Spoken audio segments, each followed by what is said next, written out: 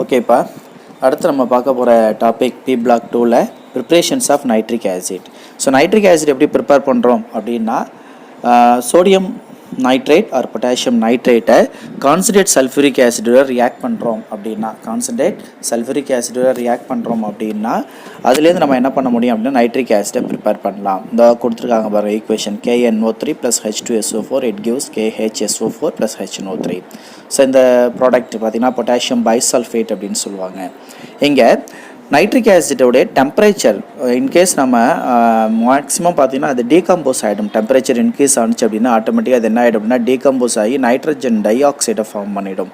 அப்படி ஃபார்ம் ஆகும்பொழுது அது எல்லோ கலரில் பார்த்திங்கன்னா அது என்ன கலரில் இருக்கும்னா ப்ரௌன் கலரில் இருக்கும். டீகம்போஸ் ஆகும்பொழுது அதுவும் பார்த்திங்கன்னா ஃபியூமிங் லிக்யூடாக மாறிடும். ஏன்னா அது எப்போ அப்படின்னா டெம்பரேச்சர் இன்க்ரீஸ் ஆகும்பொழுது. இன்னொரு மெத்தட் பார்த்திங்கன்னா கமர்ஷியல் மெத்தடில் நம்ம ப்ரிப்பேர் பண்ணலாம். இந்த கமர்ஷியல் மெத்தட்